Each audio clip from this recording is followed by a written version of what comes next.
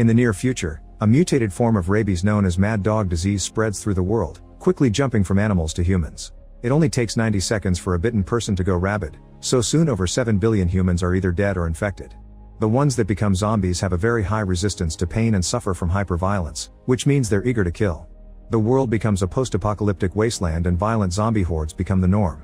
In an underground nuclear base, the military has gathered all the healthy survivors they could find.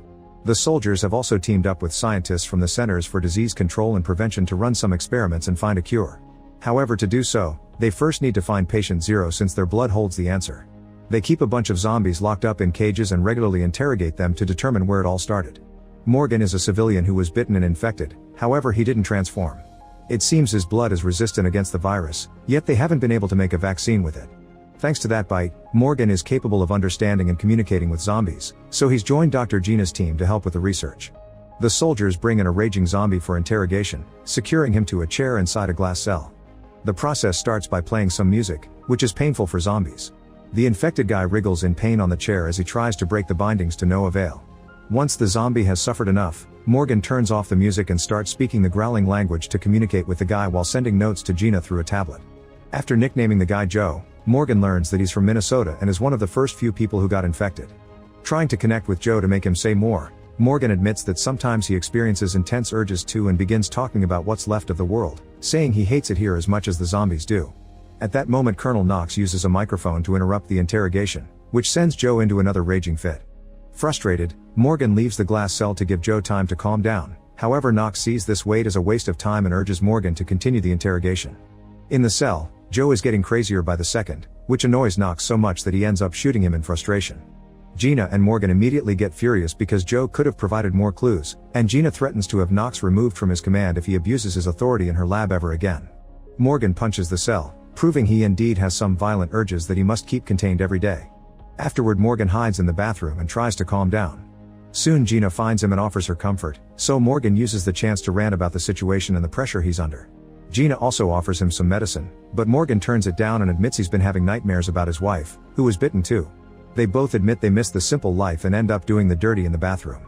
Minutes later, Knox sees them leave the bathroom and mocks Gina for her bond with Morgan, so Gina accuses him of being jealous and says Knox would never have a chance with her. Meanwhile Morgan goes to the underground cells and stops by a very specific cell at the back. It turns out that the zombie there is his wife Janet, who was bitten the same day as him. Morgan gives him an injection with a serum based on his blood, which doesn't cure her but at least slows down the infection and keeps her lucid. At first Janet smacks it away, but after Morgan begs her to cooperate, she says that she still remembers the music and gets the injection. The next day, the soldiers bring to the cell a zombie nicknamed Pete. When they're about to tie him to the chair, he fights against the bindings until he breaks free and immediately attacks the soldiers. As the men struggle to keep him down, Dr. Scooter rushes into the cell to help, only for his arm to get bitten in the process. The team immediately takes Scooter to the medical room, and Scooter keeps asking them not to let him turn. They inject him with the serum and Gina cuts Scooter's arm off right before the 90 seconds run off. At first it seems he's alright and everyone celebrates, but suddenly Scooter goes into shock and the group has to hurry to tie him down before he transforms. They aren't fast enough and Scooter sits up growling, so Knox shoots him down and says that's what Scooter wanted when the others get angry. Morgan and Gina have no choice but to accept he's right. Later while the soldiers wash the cell, Knox gets drunk in the bathroom. Gina has a breakdown in private, but Morgan finds her and comforts her through it. Then they visit the memorial of Scooter's son, leaving a little cupcake for his birthday. The following day, they try interrogating Pete again. Morgan is angry over the loss of Scooter and keeps using the music to torture Pete for longer than usual, turning it on and off a couple of times just to mess with him. When the questions finally start, Peter shares he's from Minnesota and that he was infected in October, but he refuses to say more.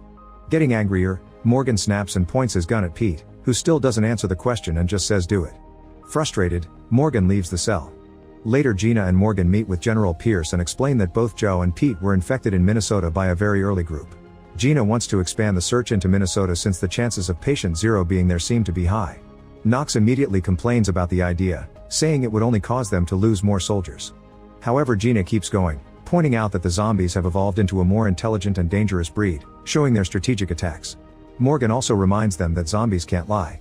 In the end, General Pierce authorizes a search in Minnesota. After the meeting, Morgan brings Janet another injection. As they chat, Janet realizes Morgan is having mixed feelings about her and Gina, but Morgan swears that Janet is his everything. Janet freaks out as she demands to be released, saying she would rather be free outside than safe in a hellhole. She also mentions how much she shares some human experiences like crying, so Morgan takes her hand and tells her not to lose hope because the injections will help. All the while, Morgan continues to have flashbacks of his old life with Janet. He kept insisting he wanted a child, but Janet wanted to wait to find the right surrogate. The couple was still very happy together and even had their own code to show their love. Later Gina takes another blood sample from Morgan while ranting about the fact they can't figure out why only he is immune. She's tried a few solutions on rats, but nothing has worked so far and the rats keep killing each other.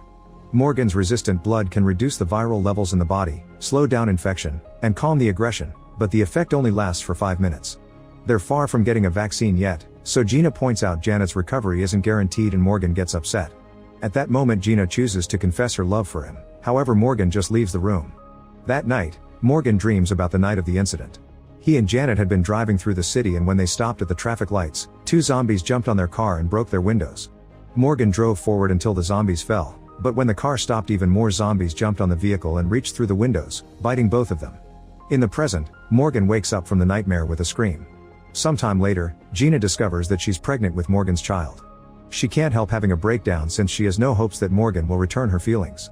Meanwhile Knox and his men bring the fallen soldiers from the search mission to be cremated. After paying their respects, the soldiers get ready to move the bodies, only for a dead man to suddenly wake up and attack. It turns out he's a civilian zombie who dressed as a soldier to infiltrate the base. As the creature starts killing the medics and the soldiers one by one without hesitation, Knox sneaks around to get a gun, waiting for the right moment to strike. The alarm wails throughout the labs and soon more soldiers rush to the crematorium, where Knox is searching for the enemy that went into hiding. A newly transformed teammate jumps on him, so Knox quickly shoots him before he keeps on moving. At that moment the infiltrated zombie jumps out and tries to attack him, but when he's about to bite Knox, Morgan comes in to pull the creature back. The soldiers want to shoot him, however Morgan asks them to leave him alive for interrogation. Then Knox points his gun at the infected, who shocks them by instantly surrendering and asking to speak to Morgan. The zombie is taken to the glass cell and the music is turned on, however the guy isn't bothered. In fact he just sits there and takes out a cigarette to smoke. If it wasn't for his different colored eyes, nobody would be able to tell he isn't human. The soldiers found a campus ID on him, so Morgan nicknames him the Professor. The interrogation begins, yet the Professor isn't intimidated and answers with vague philosophy. He admits he's been looking for Morgan, who apparently is very popular in the zombie community.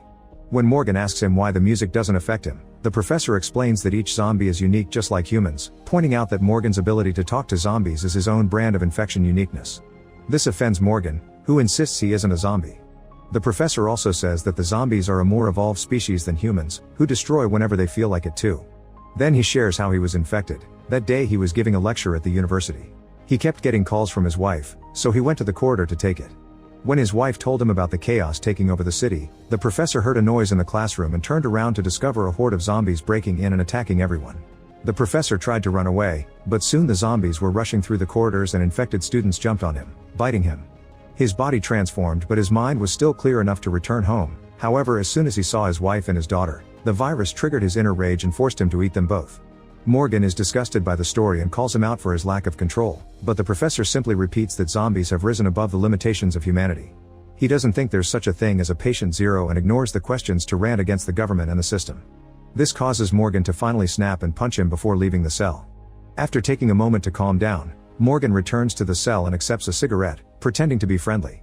The Professor teases him by asking about Janet and says she doesn't need a cure because zombies are actually the solution to human infection. As the philosophical rambling continues, Morgan realizes that the Professor is making him waste time on purpose. Getting suspicious, he uses a device to scan the zombie and when he finds nothing, he rushes to the cells. He finds Pete and shares his theory. Pete got captured on purpose as part of a plan. When Pete realizes Morgan is going to hurt him to make him talk, he tries to self-delete and falls unconscious. Morgan uses the scanner again and gets a signal, so he opens a scar on Pete's body and finds a hidden tracker. His theory turns out to be true. Pete let the soldiers capture him on purpose so the other zombies could find the location of the base, confirming they're becoming smarter and planning to attack.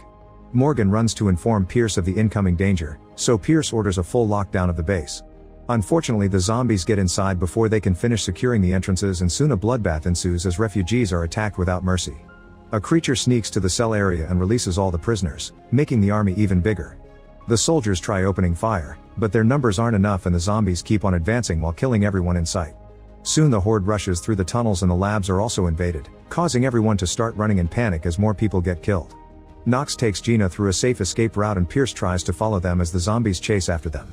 However, Knox shoots down Pierce so the zombies stop to feed on him, giving him time to escape with Gina in the elevator. A horrified Gina insults Knox's actions, but Knox says it was a necessary sacrifice for survival.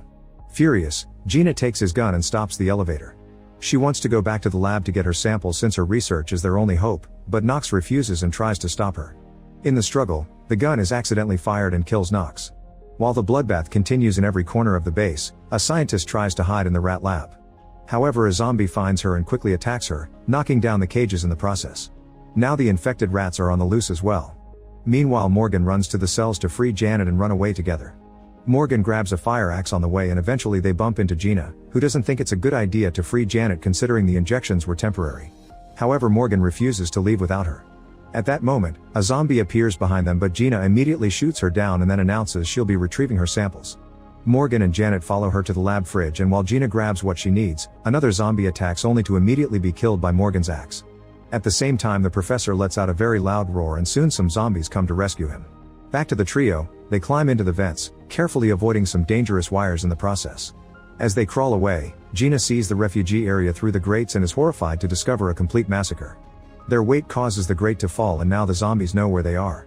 The trio tries to keep on moving and finds the path blocked by a zombie rat that leaps toward them to attack, but Janet quickly grabs it and kills it with her bare hands. Then they discover the zombies are starting to crawl through the vents too. The group hurries up and Morgan has to kick a zombie until the vent breaks, dropping the creature to the ground.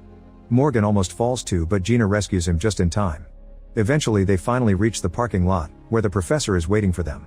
He explains he came to the base to kill Morgan because his blood could prevent the zombies from having a future, calling him the zombies' version of a patient zero.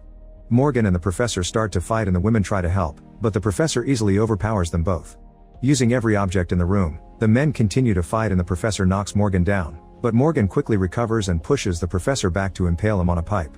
Morgan gets hurt in the process as well, and before dying, the professor roars again to summon a huge horde. The trio starts running, but when they reach the door, Janet announces she's staying behind to slow the horde down. Morgan refuses, so Janet reveals she can sense Gina is pregnant to distract him and locks the door. After taking a moment to cry for his wife, Morgan escapes with Gina through an emergency tunnel that drops them in the woods. There are a lot of zombies around, yet Morgan is sure they'll make it. His bike is hidden nearby, so the couple jumps on it and speeds through the forest as the zombies begin chasing them in the distance.